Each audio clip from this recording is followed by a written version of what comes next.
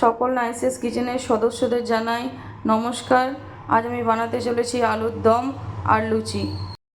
এখানে নিয়ে নিয়েছি কিছু আলু, এখানে নিয়ে নিয়েছি পেঁয়াজ, আদা, রসুন, ধনেপাতা, টমেটো, কাজু, ক্যাপসিকাম। এখানে নিয়ে নিয়েছি জিরে, এই চামচের 1 চামচ, হাফ চামচ ধনে আর কাশ্মীরি লঙ্কা 2 চামচ।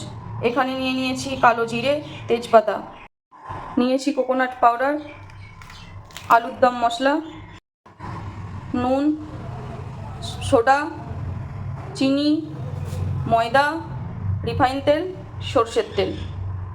এরপর আমরা বানিয়ে নেব আটাটাকে। আটাটার মধ্যে দিয়ে দেব পরিমাণ মতো নুন, দিয়ে দেব পরিমাণ মতো সোডা, পরিমাণ মতো চিনিও দিয়ে দেব। তাহলে কি হবে, মিষ্টি মিষ্টি ভাব হবে আর কালারটাও খুব সুন্দর আসবে। এরপরে এটাকে একসঙ্গে মিক্স করে নেব। এর মধ্যে দিয়ে দেব রিফাইন অয়েল পরিমাণ মতো, দিয়ে মিক্স করে নেব। আটা রেডি।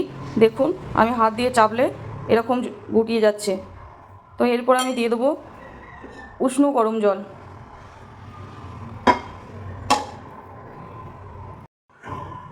সুন্দরভাবে আটা দেখুন রেডি হয়ে গেছে। দেখুন আমার আটা কি সুন্দর রেডি হয়ে গেছে। এরপরে উপর থেকে লাগিয়ে দেবো একটু রিফাইন অয়েল, দিয়ে এটিকে 15-20 মিনিটের জন্য বন্ধ করে দেব। চলে যাব এবার আলুর দম কীভাবে বানাবো সেটা আপনাদেরকে দেখাবো। এবার এখানে যে পেঁয়াজ, আদা, রসুনটা রাখা আছে, টমেটো, সেটা একসঙ্গে মিক্সি বলে দিয়ে দেব।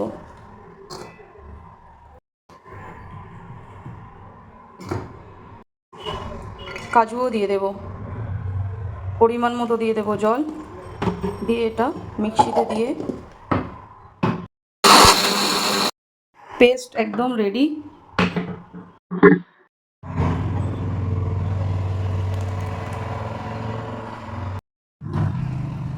এবার গ্যাসটা অন করলাম,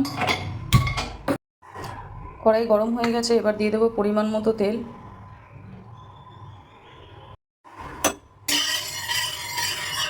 তেল গরম হয়ে গেছে। এর মধ্যে দিয়ে দেবো তেজপাতা, কালো জিরে, দিয়ে দেবো যে পেস্টটি রেডি করা ছিল, সেই পেস্ট দিয়ে দিলাম অয়েলের মধ্যে, ভালো করে কষিয়ে নেব। এরপরে দিয়ে দেবো এই মশলাগুলো সব একসঙ্গে।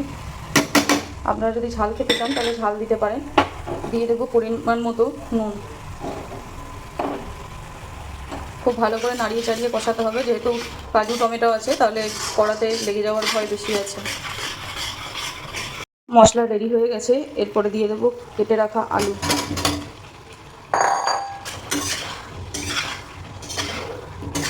আলুটা দিয়ে খুব ভালো করে কষিয়ে নেব।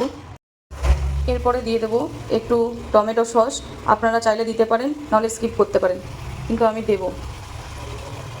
দিয়ে দেবো ক্যাপসিকাম।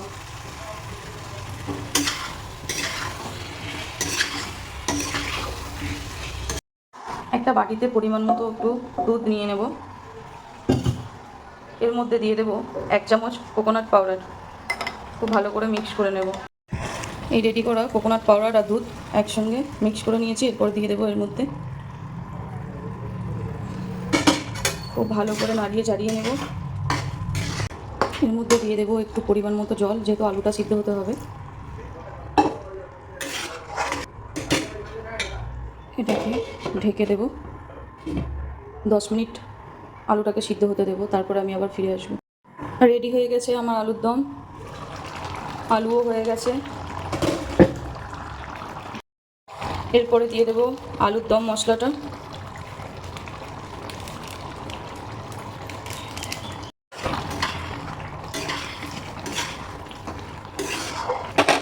এরপরে দিয়ে দেবো গার্নিশিংয়ের জন্য ধনেপাতা। রেডি হয়ে গেছে আমার আলুর দম। বন্ধ করে দেব। আটাটা কতটা সফট হয়েছে বুঝতেই পাচ্ছেন। পরপর একটা করে লেচি নিয়ে বেলে নেব।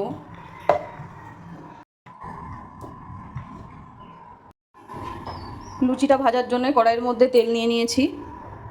তেল গরম হয়ে গেছে। এবার লুচিটা তেলের মধ্যে দিয়ে দেব।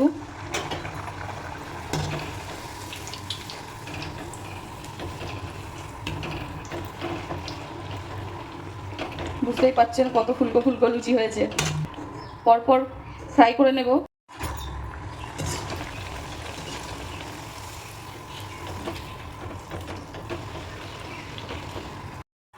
এবার আমি আলুর দমটা সার্ভ করে নেবো। বুঝতেই পাচ্ছেন কালার কত সুন্দর, গ্রেভি দেখে বুঝতে পাচ্ছেন কতটা টেস্টি হয়েছে।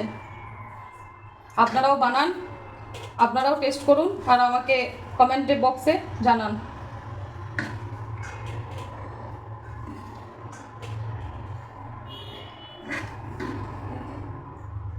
আজ আমার মা আলুর দম বানিয়েছে, আলু লুচি বানিয়েছে।